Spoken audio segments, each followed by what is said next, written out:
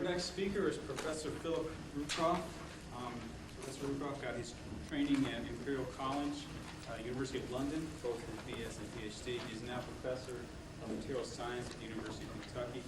His research interests lie in the area of surface analysis of materials, surface characterization of heterogeneous catalysts, absorption properties of porous solids, porous carbons, chemical vapor deposition films, and electronic properties of polymer systems and composites. The title of his talk today will be The Characterization of Catalysts and Catalyst Supports and Absorbance by Flow Microcalorimetry.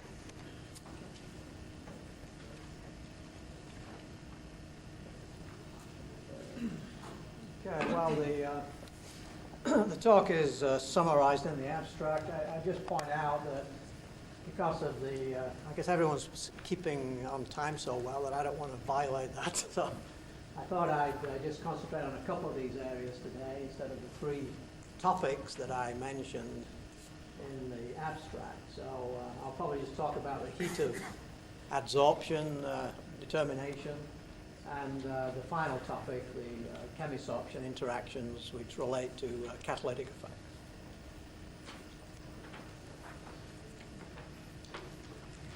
Okay, well, the work I'll talk about today will generally deal with calorimetric characterization of carbon adsorbents and supports and so on. Some of these things are being explored as catalyst supports as well as adsorbents. And the technique is basically dependent upon the fact that when you adsorb molecules in a porous, high surface area material, you generally generate heat. It's an exothermic process. And similarly, if you desorb molecules, you sort of absorb heat. It's an endothermic process. So the calorimetry simply measures the heat either evolved or absorbed when we allow adsorption to take place. So the carbon adsorbents that I'll be mentioning mainly today are, these are all commercially available. This is Maxorb AW20. It's a highly microporous material. About 93% of its pore volume is associated with micropores, which are generally considered to be less than in diameter than about 2 nanometers, 20 angstroms. And a very small amount is associated with mesopores, which are in the range from 2 to 30 nanometers in diameter. So it has a very high surface area. This is a very high surface area material. And these things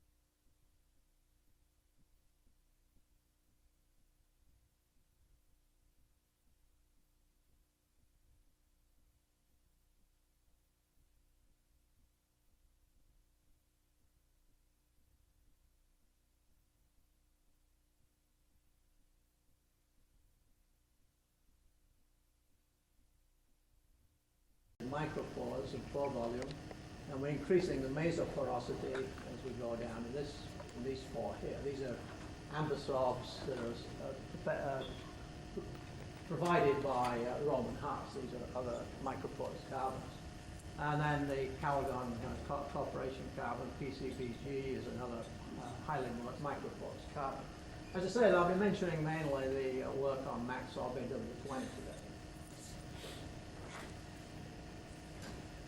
At the same time, I'll be talking about some catalytic effects involving this compound. It's referred to as polyoxometallate, or abbreviated POX, unfortunate name, but that's what it's called.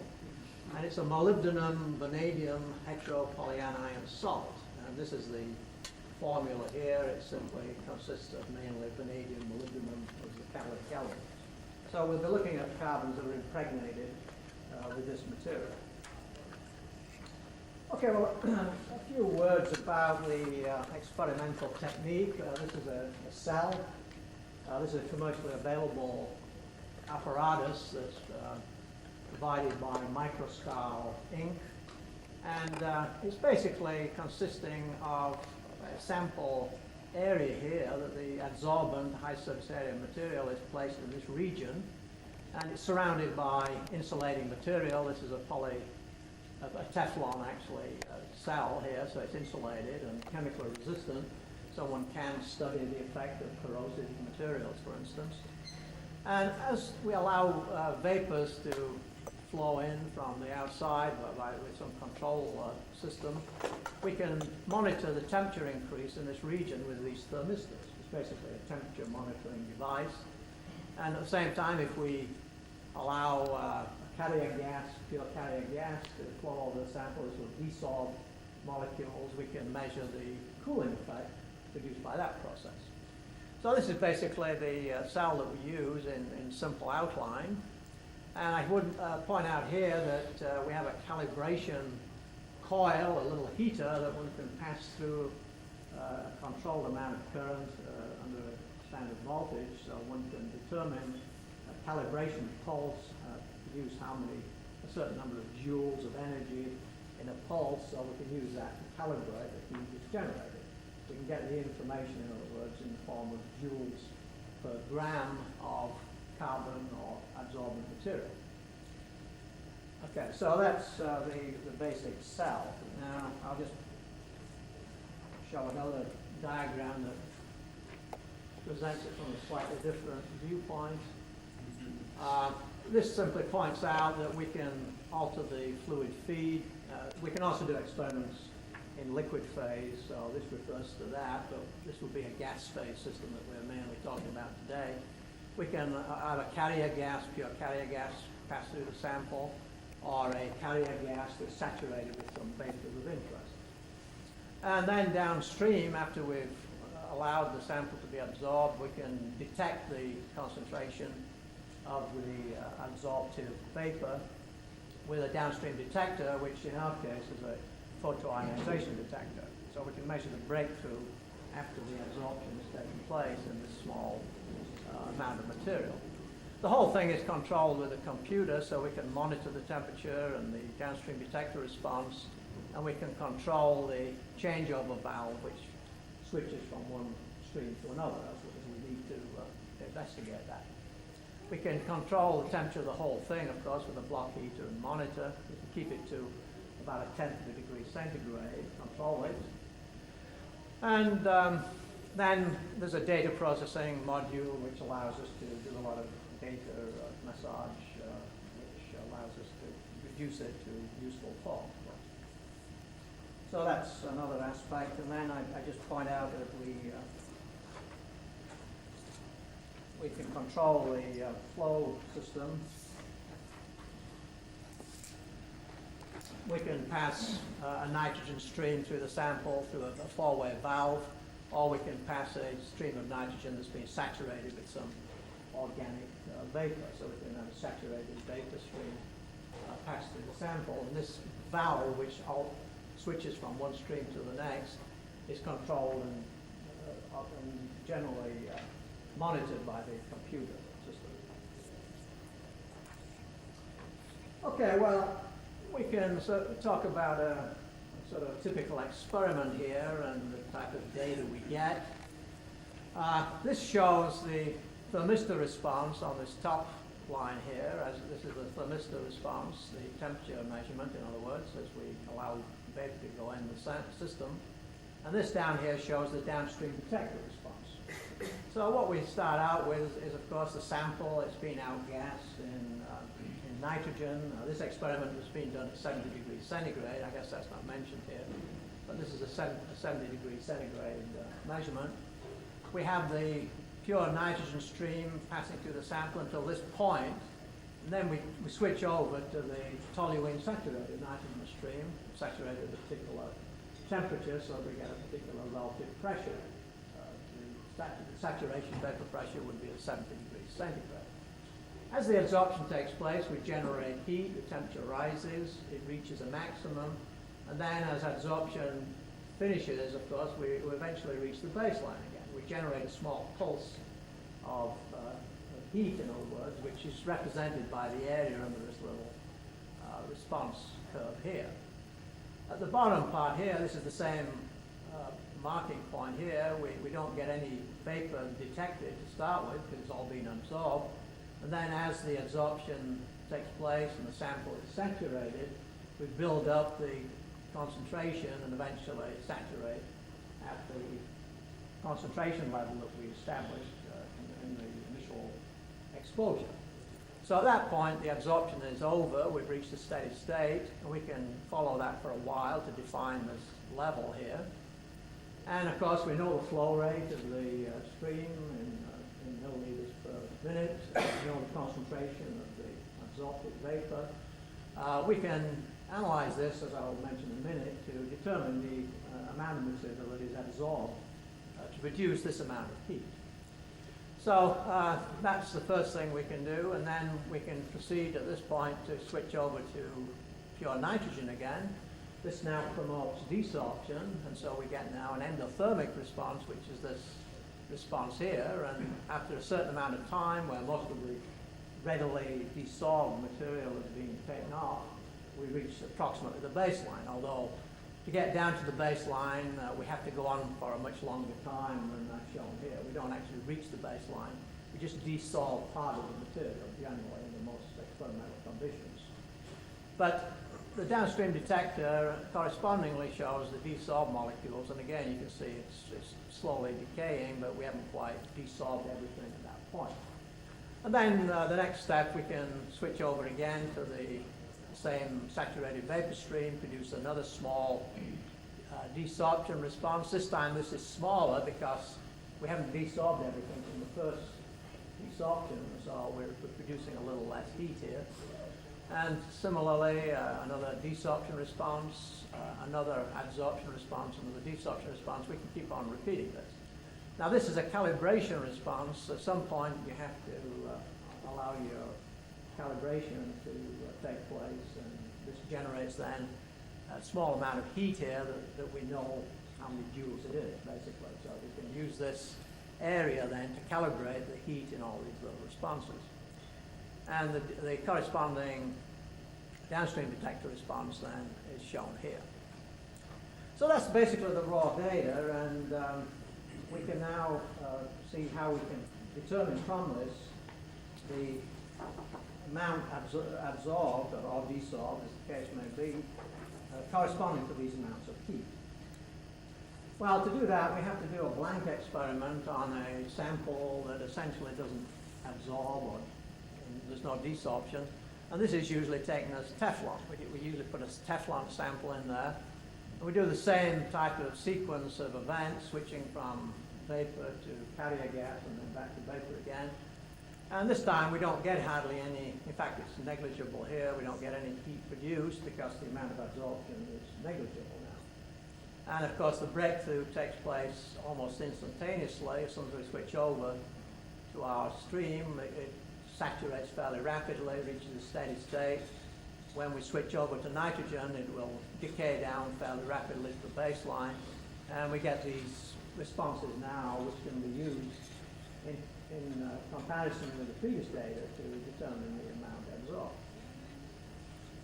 Okay, well, how do we do that? We can superimpose these two sets of data, and the computer allows one to do that. Get this thing up the right way.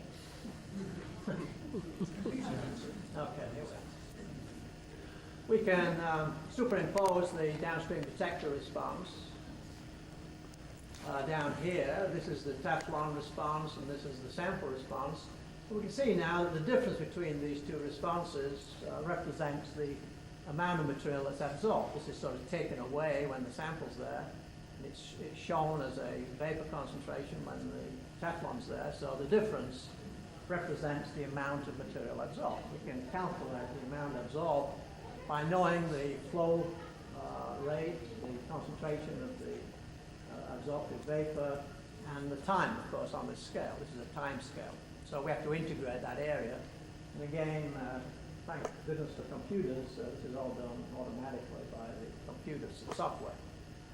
So we have, corresponding to each heat generated pulse, a corresponding amount of material absorbed that we can express as micromoles per gram or whatever units we want to use. And the final result after using the computer analysis system is shown here. This is now this area is the heat generated in absorption, this is in desorption. And these are the corresponding amounts of moles that are absorbed in this case and desorbed here, absorbed, desorbed. They all match up with the heats that are generated in the top trace. So we have all the raw information here to determine the molar heat of absorption.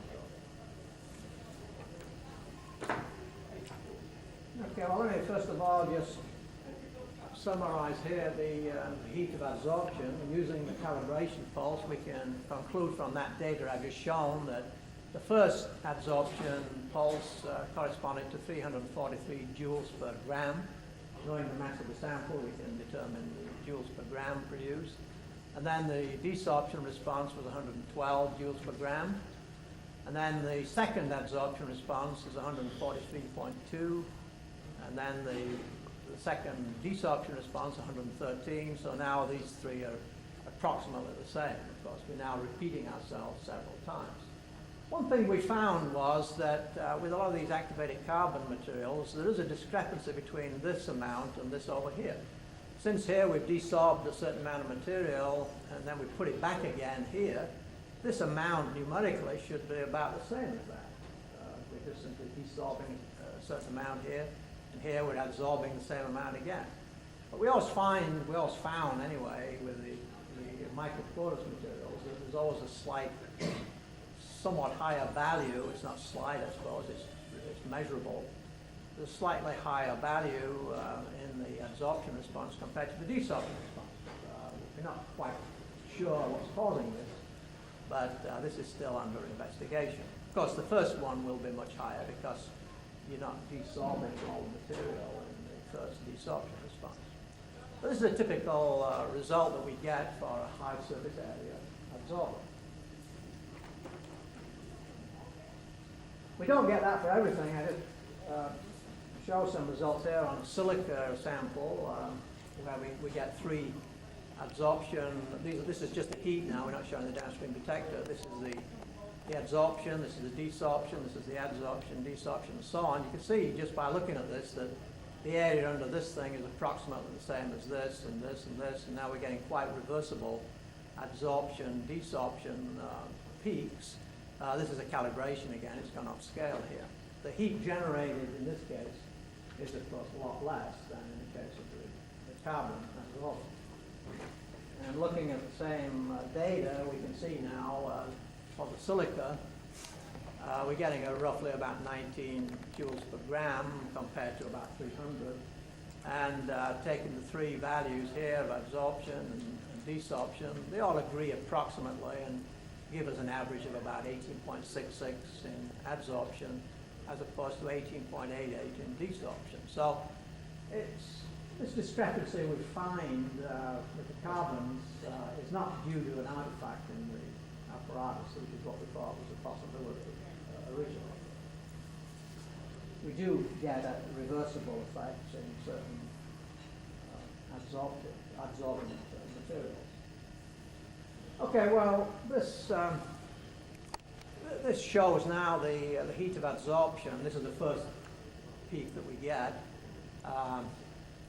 Now plotted versus relative pressure. We can vary the adsorptive relative pressure, and we can generate the heat for different relative pressures, varying from about 10 to the minus 3 up to about 10 to the minus 1. And you can see that it looks a lot like a type 1 isotherm. This is now plotting heat of adsorption versus relative pressure. And in fact, the isotherm can be determined, of course, gravimetrically, and this is shown in the next view graph. And so this is the actual isotherm. So as well as the amount absorbed from the downstream detector, we can also determine it from each relative pressure point by just simply reading off from the isotherm. We can, for a particular pressure, we can simply read off. This is expressed in grams per gram. But we can get independently the amount of material absorbed corresponding to the heat that's generated.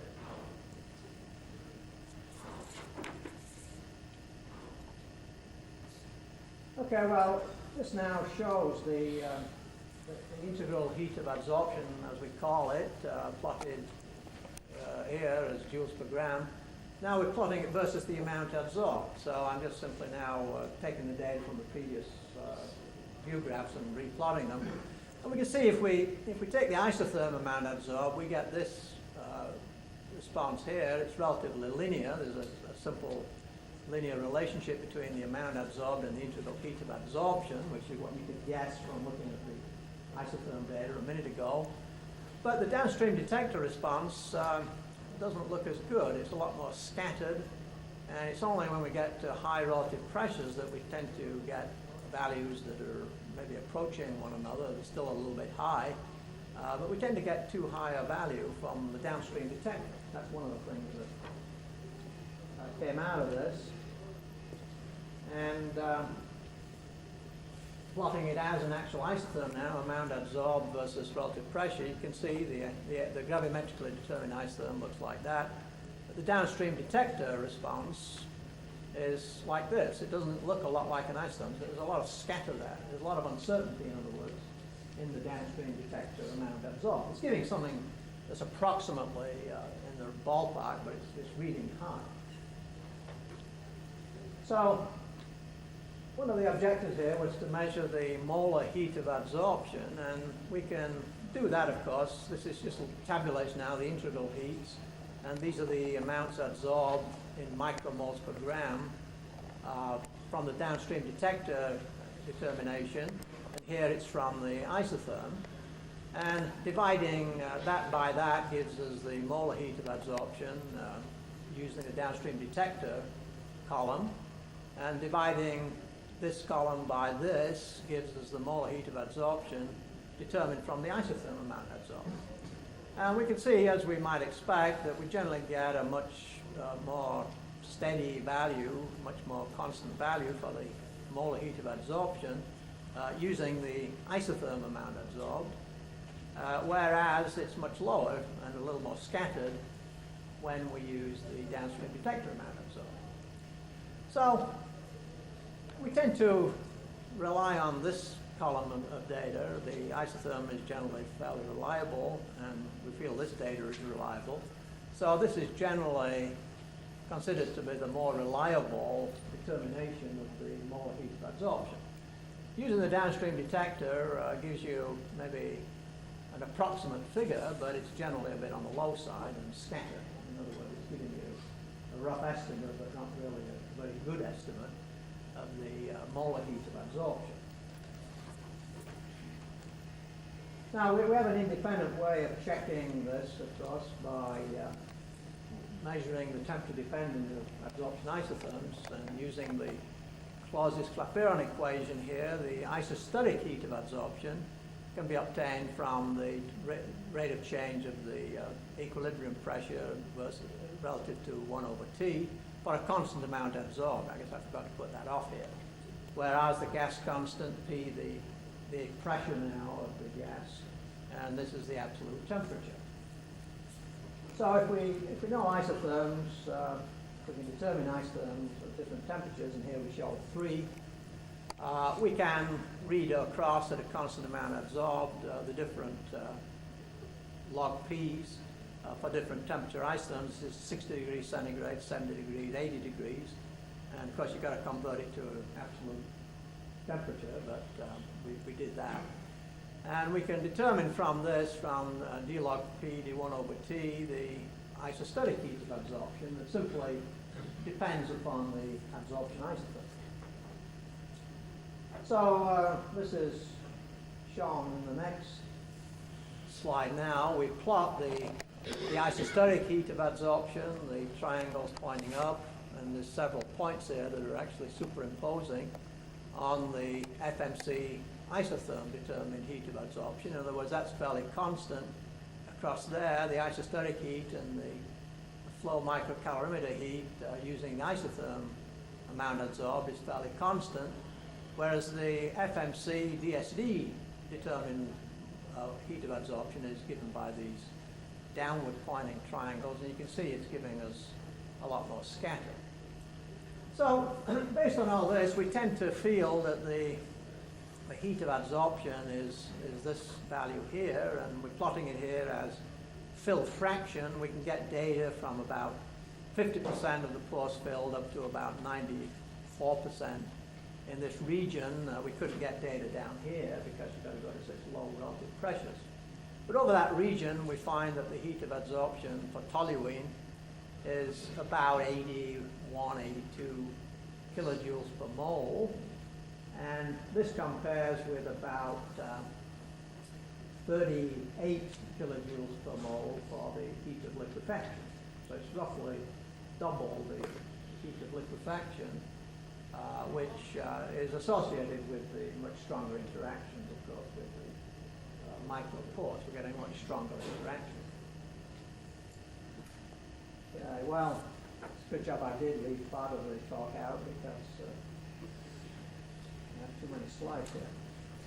Okay, well, I could mention some work on the differential, but let me just talk a little bit about the results on the POX-loaded carbon to start with. We did the same type of experiments, but now we compared tetrahydrothiophene absorption with toluene. We've been using toluene as a kind of a physical absorptive, and now we're looking for chemical absorptive effects between the tetrahydrothiophene, which is essentially a simulant for mustard gas, of course. It's a harmless material, but it's generally considered to be a simulant for mustard gas. And a lot of this work is aimed at developing protective clothing and cloths and so on that will decompose mustard gas, and I'll stop it from getting to the faint contact with the skin, of course. Well, we use tetrahydrothiophene as a simulant here, and we just compare the heat of absorption and heat of desorption, the first two values, and the ratio is shown here. And you can see when we just have Maxor by itself and we're using nitrogen as a carrier gas, we're getting about the same heat of absorption, 339, 343, and there we're just measuring obviously some physical absorption effect. And the ratio of delta H desorption over delta H adsorption, which gives you some idea of the molecules removed after going into a carrier gas, is roughly about 0.2 to 0.3.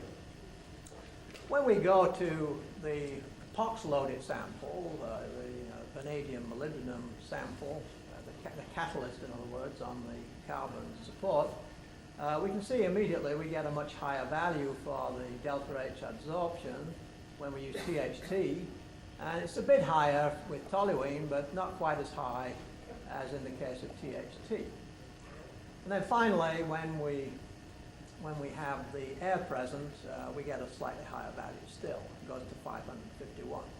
So this indicates, these studies are still in progress, this indicates that we're getting some chemisorptive interaction now between the impregnant and the absorptive in the case of THT,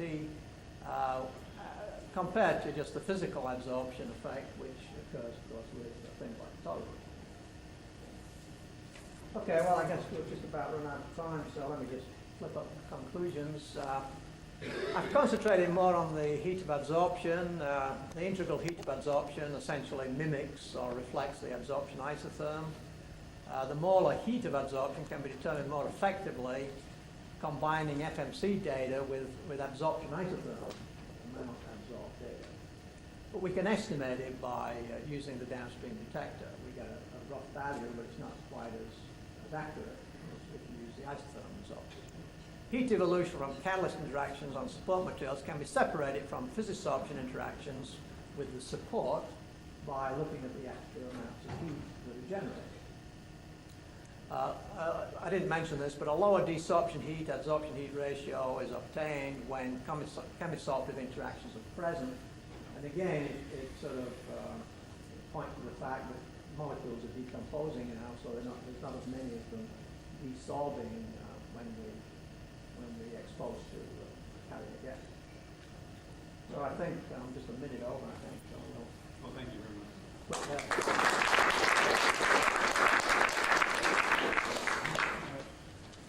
Time for a quick question. Good questions. Could the variation in the downstream detector due to the inability of the detector to have a representative sample of the flow through, or how consistent it is? Well, I mean, or can you speculate why? yeah, we're not really sure. The only thing is the downstream detector we have, it's a photoionization detector. I found out that it gave a nonlinear response when we vary the concentration. And I think it's probably associated with that. But we have applied a correction for it, actually, because you can correct for the nonlinear response, again, using a computer process. But it still obviously doesn't do it accurately enough. And I haven't really found a good downstream detector yet. That's what we need to probably, get is a much better detector. And then it may work. Can I ask one quick question? Sure. What I was always taught was that when you have a surface, there is a distribution of adsorption sites that exhibit a distribution of heats of adsorption, strong sites, weak sites, and it goes through a distribution. The results you showed, it seemed like the heat of adsorption was fairly constant as a function of the partial pressure of the adsorbent. Yeah, well, is that a characteristic of your material? We're measuring, I didn't show the differential data, but we're measuring an integral heat of absorption here. So these effects tend to be smoothed out. And if you do it under differential conditions, going from one pressure to the next pressure and so on, going up in increments, you do get a curve on the heat curve, actually. Okay. But you can only do it over a limited range of pore fill fraction. We need type 1 isotherm. Well, thank you very much.